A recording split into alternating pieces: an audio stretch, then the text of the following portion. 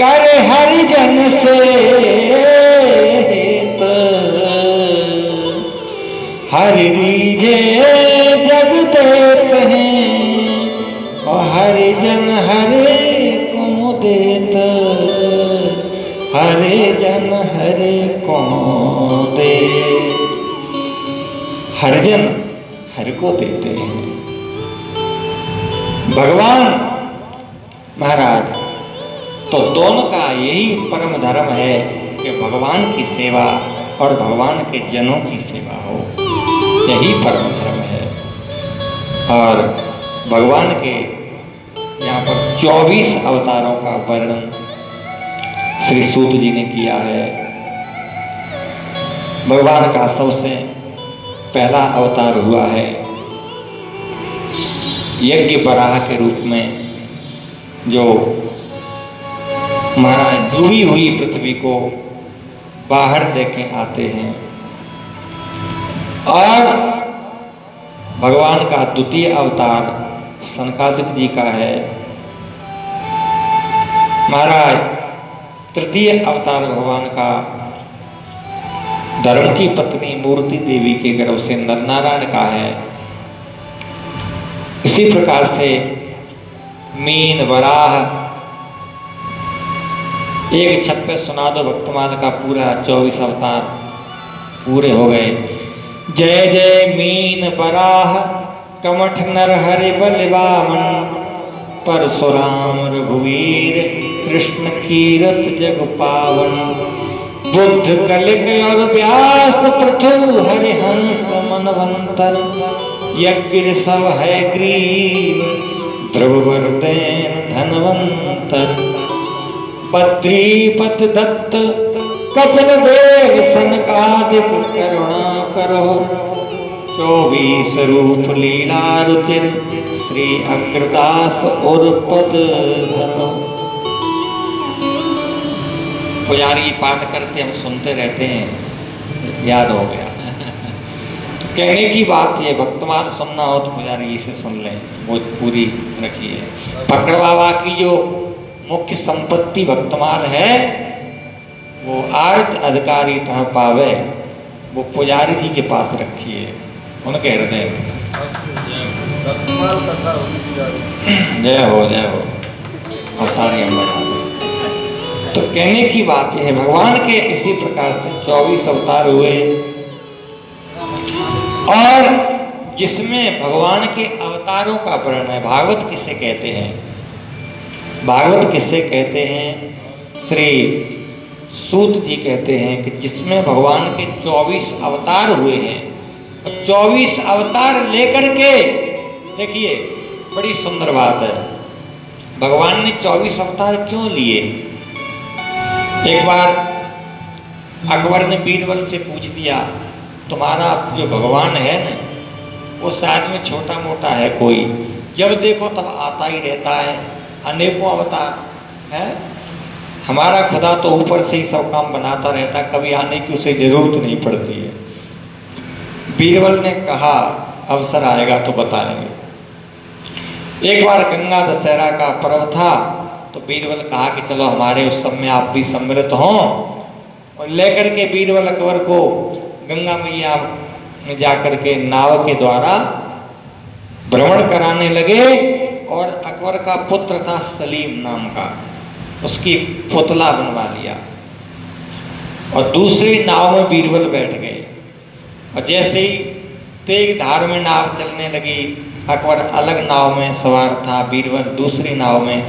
और अकबर की नाव जैसे ही दिखाई पास में दी, तो बीरबल ने वो सलीम का जो पुतला था उसे लिया, उछाला गोदी में, कहा अरे क्या बेटा पापा पर जाएगा? अरे अरे छोड़, रहने दे, और नदी में छोड़ दिया। बीरबल ने कहा अरे, अकबर ने कहा अरे मूर्ख बालक को तूने पटक दिया नदी में। और अकबर नाव से कूद गया, और बच्चे को उसने तो बच्चे ही समझा और पकड़ लिया। जब देखा पुतला है, तो अकबर ने कहा ये तुमने मेरे साथ इतनी बड़ी मजाक की और हम डूब जाते। उन्होंने कहा महाराज तुम कूदे ही क्यों थे नाव से? उन्हें कूदे इसलिए थे कि मेरा बेटा एक इकलौता है, तो कहा अबे तक हजारों लोग नदी में डूब के प्राण गंवा चुके, आप कभी आए? उन्हें हम इसलिए क्यों? उनका हम मुआवजा देते रहते हैं, देते तो रहते, लेकिन आज क्यों नदी में कूदे? आज मेरा खुद का बेटा है। तो कहा यही तुम्हारे प्रश्न का उत्तर है। जब तुम्हारे जैसे पुकारते हैं तो भगवान ऊपर से ही पूर्ति करते रहते हैं, जब उनके खुद के भक्त पुकारते हैं तो दौड़े चले आते हैं। सो केवल भगतन हित लागी,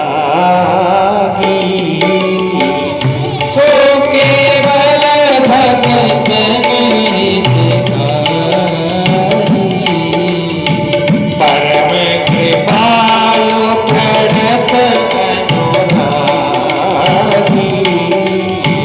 परम कृपालु प्रणत अनुरागी।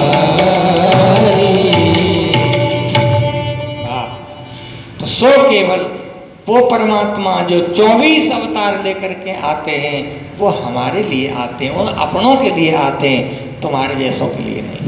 उत्तर दे दिया। महाराज बड़ी सुंदर बात है। पेड़ कितने होते हैं? हमारे यजमान भी हल्के फुल्के मत लेना। भागवत वो लगा चुके, रामायण वो लगा चुके, भक्तमाल वो लगा चुके, रासीला तो लगी लगाई मिली है उन्हें। तो महाराज बोले श्री रास बिहारी सरकार की जय। ठाकुर जी बता रहे हैं, ठाकुर जी का नाम लेते तुम्हारी ने लगाई गई। तो कहने की बात तो याम कितने होते हैं? पैर कितने होते हैं? याम कितने होते हैं? याम अष्टयाम 8 याम होते हैं, जिसे पैर भी बोलते हैं। और एक याम में 3 घंटे होते हैं। कितने? 3 4 याम दिन के, 4 याम रात्रि के, अष्टयाम हो गए। और एक याम में 3 घंटे होते हैं। और अष्टयाम के क्या घंटे हो गए? 8 3 24 घंटे हो गए। भगवान के अवतार कितने हुए? 24। यानी 24 अवतार लेकर के भगवान ये बताना चाहते हैं, अरे भक्तों आप किसी प्रकार से चिंता मत करो, हम 24 घंटा तुम्हारे रक्षा में तत्पर खड़े हैं। जिसमें भगवान के अवतार 24 हुए हैं, इसी को भागवत कहते हैं। इदं भागवतम नाम पुराणं ब्रह्म संहितं उत्तम श्लोक चरितम चकार भगवान ऋषि। इसी को भागवत कहते हैं। महाराज भगवान ने 24 अवतार लेकर के भक्तों की रक्षा का व्रत लिया है। और एक दिन की बात है, वेद व्यास जी के मन को शांति नहीं हुई, मन असंतोष है, मन प्रसन्न नहीं है। और उनको बड़ा दुख था। संकट सभी पर आते हैं, ध्यान दें, लेकिन जब भक्त पर संकट आता है तो भगवान सहायक हो जाते हैं। और संसारी पर संकट आता है तो फिर कोई सहारा नहीं होता है। तो भक्त के सहायक भगवान होते हैं। तो साक्षात मानो भगवान नारद जी ही स्वयं, नारद जी भगवत स्वरूप हैं और वो आ जाते हैं। नारद जी ने पूछा है, हे पाराशर नंदन, पाराशर महाभाग भवता कष्टात्मना परतुष्यते शरीर आत्मा मानुष एव वा। हे पाराशर नंदन, व्यास जी बताओ, आपका शरीर, आपका मन, आपकी आत्मा ठीक तो है? उन्होंने कह दिया, पता नहीं प्रभु, आप ही बताएं, मेरा मन क्यों शांत नहीं है। आप केवल इतना जान सकते हो कि शरीर में हमें चैन नहीं है, अस्वस्थ है, लेकिन रोग क्या है, रोग क्या लगा हुआ है, ये आपको पता नहीं है। ये तो वैद्य ही बताएंगे, डॉक्टर ही बताएंगे आपको रोग क्या है। नारद जी ने ये पूछा तो वेद व्यास जी कहने लगे कि आप ही बताएं, मेरा मन शांत क्यों नहीं है, प्रसन्न क्यों नहीं है। तो देखो, जब नारद जी ने पहले आकर के प्रश्न किया है तब तो लिखा है नारद उवाच, और जब वेद व्यास जी ने कहा कि आप ही बताएं हमारे मन की ये व्यथा क्यों दूर नहीं हो रही, मन अशांत क्यों है, तो अब लिखा है कि श्री नारद उवाच। मानो पहले तो नारद जी बोल रहे थे, अब नारद जी नहीं बोल रहे हैं। अब नारद जी के स्वरूप में मानो साक्षात भगवान नारायण बोलेंगे। हाँ, आपने सुंदरकांड पढ़ा होगा। सुंदरकांड में सबसे ज्यादा चरित्र किसका है? हनुमान जी का है ना। माता जी को जब कथा सुनाने लगे, माता जी ने पूछा, बेटा इतनी सुंदर कथा सुनाने वाले कितने सुंदर होंगे, वो निकल के आओ।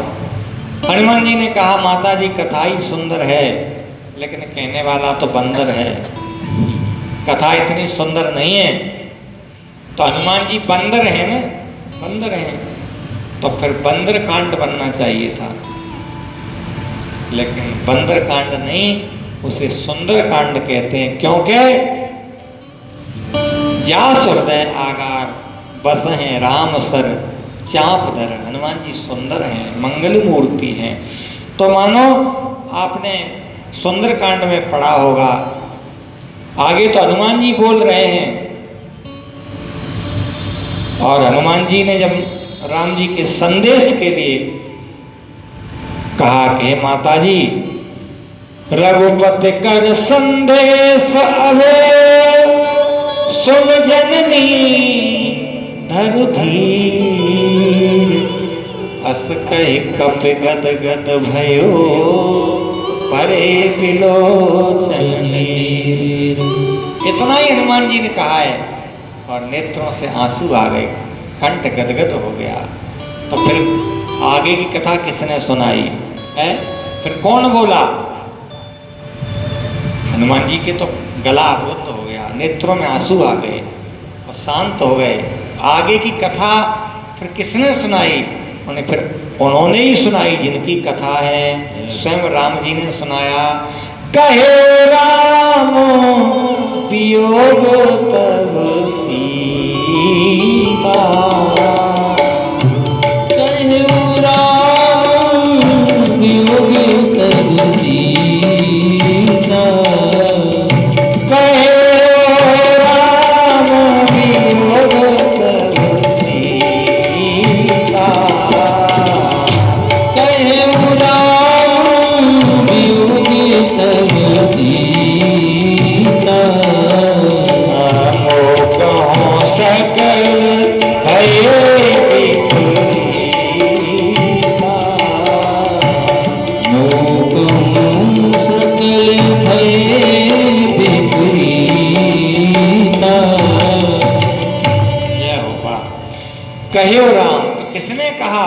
हनुमान जी ने नहीं, स्वयं राम जी ने कहा। हनुमान जी कहते तो ये कहते उनको सकल भये विपरीता, वो कह रहे मोह कौन सकल है, यानी हनुमान जी दिखाई दे रहे हैं लेकिन बोल रहे हैं कौन? राम जी। तो यहाँ नारद जी केवल दिखाई दे रहे हैं, लेकिन स्त्री नारद उवाच, तो मानो नारद जी के रूप में साक्षात नारायण ही बोल रहे हैं। अब तो महाराज करो कहा जाए, फक्कड़ बाबा की कथा रामायण तो आ जाती है। तो बताया, नारद जी ने कहा, भवतानद प्रायम यशो भगवतो मलम एना एन वासो न तुष्येत मंडे दर्शन अखिलम। हे वेद व्यास जी, तुमने अभी तक जो कुछ सुनाया वो भक्तों के लिए नहीं, आपने संसार को सुनाया है। तो जिसका चिंतन करोगे मन वैसा ही होगा, संसार तो वैसे ही दुखी रहता है। हे वेद व्यास जी, जहाँ पर गंदगी पड़ी होती है वहाँ कौआ आते हैं, वहाँ हंस नहीं बैठते हैं। हंस तो निर्बल महाराज मानसरोवर पर होते हैं, और मानसरोवर तो भगवान के चरित्र हैं। तो जहाँ पर भगवान के भक्त आकर के प्रसन्न नहीं हो, भगवान के प्राण प्यारे लाडले साधु संत सुन करके प्रसन्न नहीं हो, तो वो तो ऐसे मानो कि कौओं का तीर्थ है। यद्भाग सर्गो जनतात्पल्वो यस्मिन् प्रतिश्लोक मद सत्यपि नामानंत सोंकितानिश्च श्रवंत गायंत गृणंत साधवः। जो साधु जन जिसे गान करते हैं, इसका श्रवण करते हैं, ऐसा चरित्र आपने अभी तक सुनाया नहीं है। महाराज कितने भी बढ़िया बन जाओ, कितने भी अच्छे बन जाओ, हैं? कितने भी आप कोशिशें कर लो, कितने भी चेला चपाटे बना लो, दुनिया में वाहवाह प्राप्त कर लो। स्वामी जी बड़े सुंदर धन्य हैं, स्वामी राजेश्वरानंद जी। आहा, वो महाराज युग बीत जाएंगे लेकिन हम लोगों के बीच से नहीं जाएंगे। स्वामी जी का भाव है, कोशिशें कोई लाखों भले ही करे, प्रभु कृपा के बिना बात बनती नहीं है। निराशा निशा नष्ट होती न तब तक, दया भान जब तक निकलता नहीं है। राजेश्वरानंद आनंद अपना पाकर ही लगता है जग जाल सपना। तन बदले कितने भी पर प्रभु भजन बिन, कभी जन का जीवन बदलता नहीं है। तन कितने भी बदल जाएं, बार बार बदल जाएं, लेकिन महाराज जीवन नहीं बदलेगा जब तक ठाकुर जी का भजन नहीं होगा तब तक।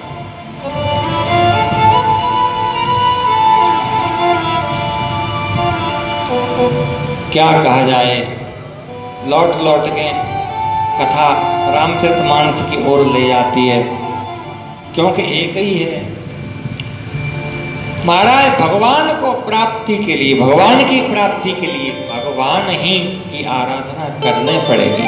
ध्यान दें, भगवान की प्राप्ति के लिए भगवान ही की आराधना आपको करने पड़ेगी।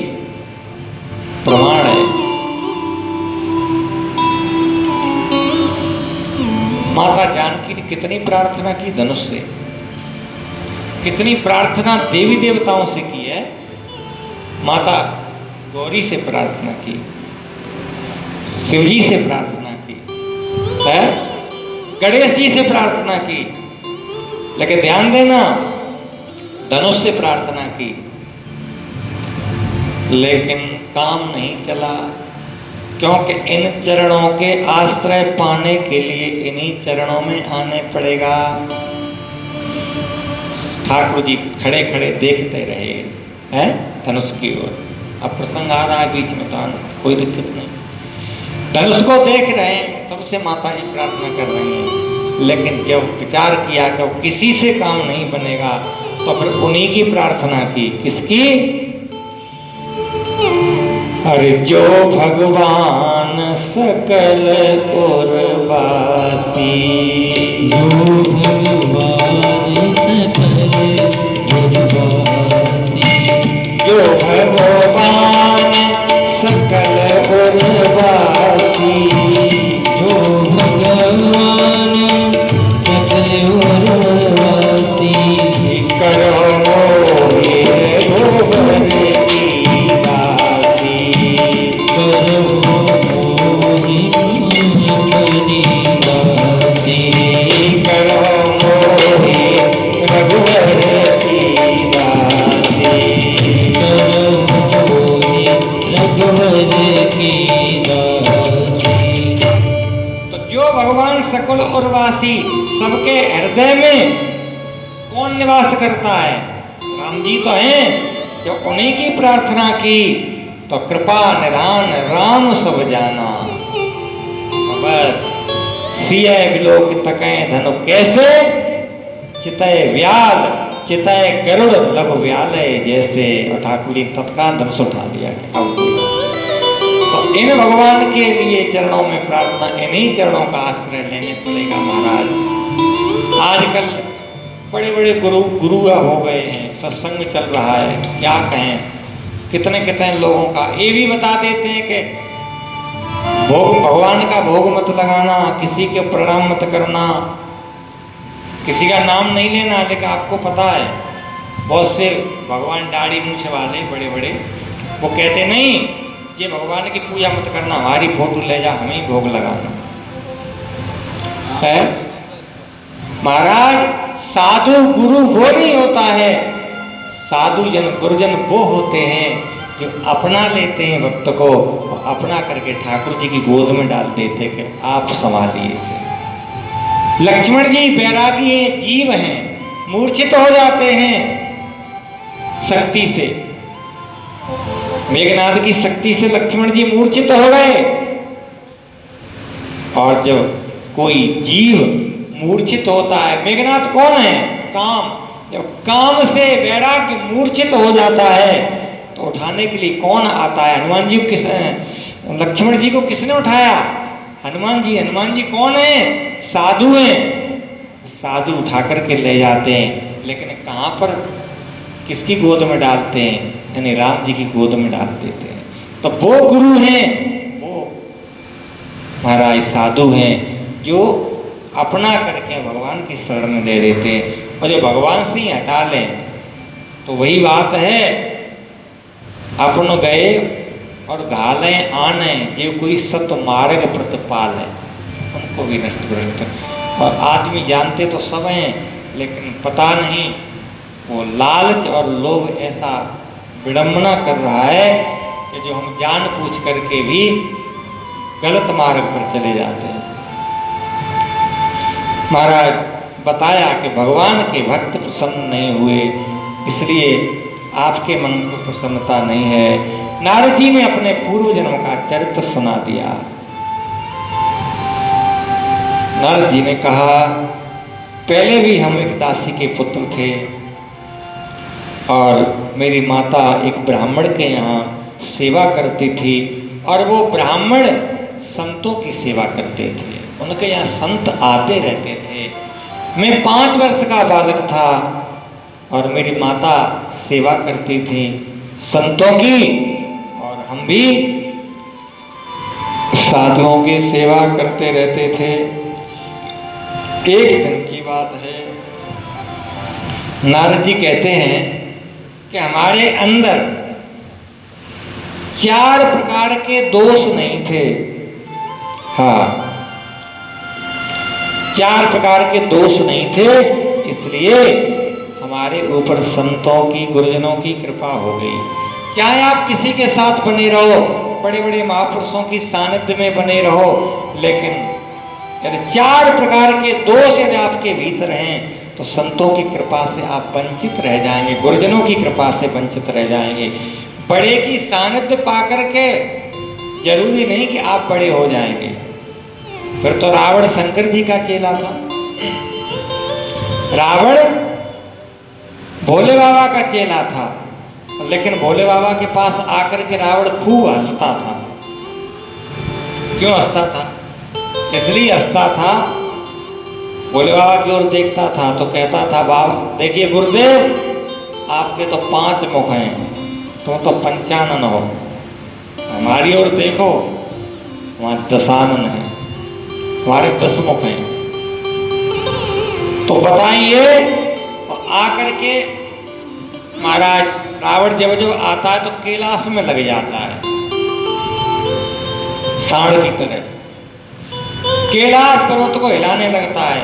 जब कैलाश पर्वत में हलचल होती है, माता जी पूछती हैं कि भूत भावन भोलेनाथ, ये पर्वत कैसा हिल रहा है? तो भोले बाबा कहते हैं, चेला आया है। तो जिस चेला के आने से गुरुजी के घर में हलचल मच जाए, का मतलब है चेला से?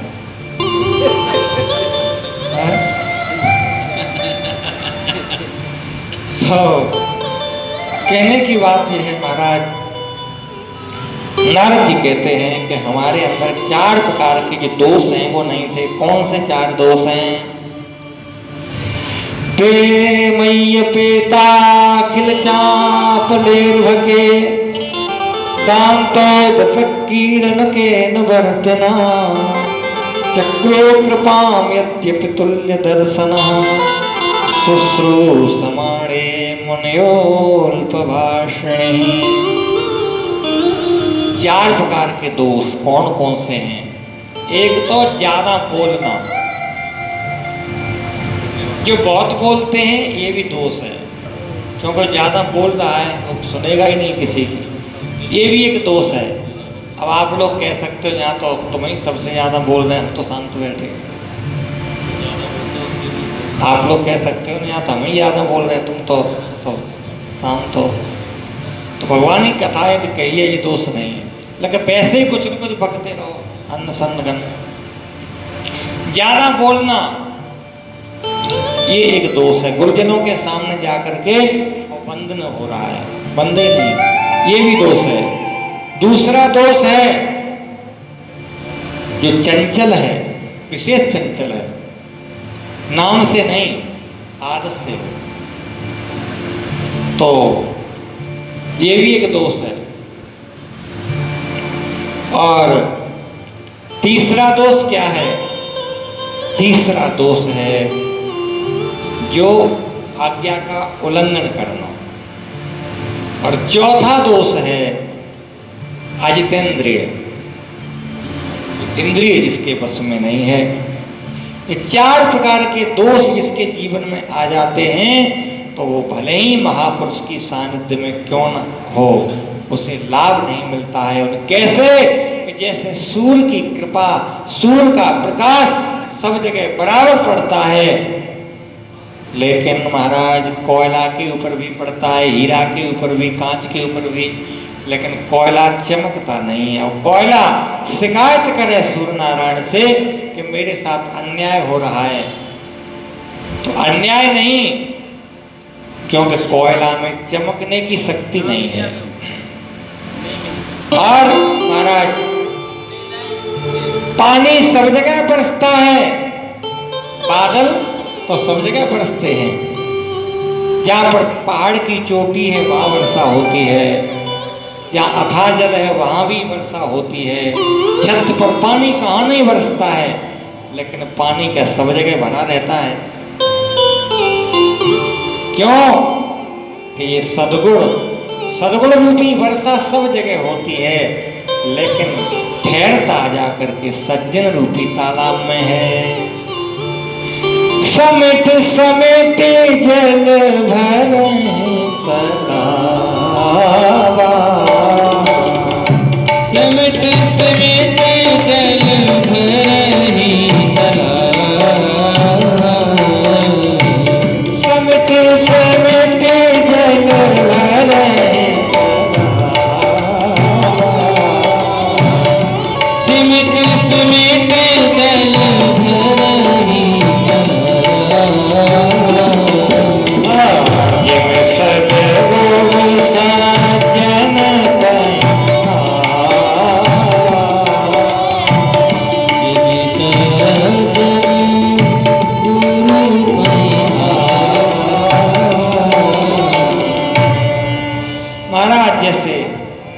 गोपाल बहुत अध्ययन है, जो तुम्हारी सब चौपाई वापस मर गया। तो सिमट सिमट जल भरे तालाबा, जिव सतगुण सज्जन पै आवा। ऐसे ही जो पात्र है वहाँ पर सतगुण ठहर जाता है, और जो अपात्र है वह नहीं ठहरता है। महाराज आ रही है, लिख के भेजिए। अच्छा कहने की बात यह है, बड़ाई पैसा की थोड़ी है, गुड़ की है। कहने की बात यह है महाराज, नारद जी कहते हैं कि हमारे अंदर चंचलता का अभाव था। संत सुनाते थे और हमको सुनते थे, और हम विशेष बोलते नहीं थे। और हम अनवर्तनी आज्ञा का पालन करते थे और 5 वर्ष के बालक थे, इंद्रिय जितेंद्रिय तो थे ही, ये 4 प्रकार के महाराज दोष हमारे अंदर नहीं थे, इसलिए संतों की कृपा एक दिन हमारे ऊपर हो गई। और ऐसी कृपा हुई महाराज, संतों ने मुझे मंत्र दिया, संत चातुर्मास करके जाने लगे। मैंने कहा गुरुदेव मुझे साथ ले चलना। संतों ने कहा कि नहीं, अपनी माता की सेवा करो, तो माता जी पधार जाएं तब मेरे पास आना। श्री नारद जी कहते हैं संतों ने मुझे भगवान का चतुर्व्यूह मंत्र दिया। नमो भगवते तुभ्यं वासुदेवाय धीमहि प्रद्युम्न अनिरुद्धाय नमः संकर्षणाय च, ये चतुर्व्यूह मंत्र दिया है। और संत चले जाते हैं। इसके बाद हम माता जी के साथ रहने लगे। एक दिन की बात, प्रातः माता जी हमारे गो दोहने के लिए जाती है। सुबह ब्रह्म वेला थी और दिखा नहीं रास्ते में काले नाग ने हमारी माता को काट लिया और हमारी माता जी का स्वर्गवास हो गया। नारद जी कहते हैं मैं रोया माता जी के लिए और प्रसन्नता भी हुई, क्योंकि अब हम भजन करेंगे। माता जी का संस्कार करके अब हम चल पड़े हैं किधर के लिए। उन्होंने कहा कि संत तो नहीं हैं, संत तो नहीं मिले, लेकिन संतों का बताया हुआ मार्ग मेरे पास था। बहुत से लोग कहते हैं हमारे गुरुजी तो मर गए, अब हम दूसरे गुरुजी करेंगे। तुम दूसरे कहा, तुम हजारों गुरुजी कर लो। अरे महाराज, गुरुजी कभी मरते नहीं हैं। गुरुजी का मंत्र महाराज अमर है और वो मंत्र आपके साथ में है, इसलिए मंत्र का जाप करिए। नारद जी कहते हैं मैं भजन करने लगा। एकांत में जाकर के जैसे ही मैं भजन करने लगा, नारद जी कहते हैं कि मैं भजन कर रहा था, उसी समय क्या हुआ, हमारे हृदय में भगवान का दिव्य तेज प्रकाशित हो गया। एकदम जैसे ही महाराज भगवान की उस झांकी का दर्शन हुआ तो मैंने विचार किया कि मैं सिद्ध हो गया, मैं सिद्ध हो गया। आनंद में मैं झूमने लगा। लेकिन जैसे ही हमने फिर से ध्यान किया, जिस झांकी के मैंने दर्शन किए ध्यान में, वो झांकी तिरोहित हो गई, अंतर ध्यान हो गई।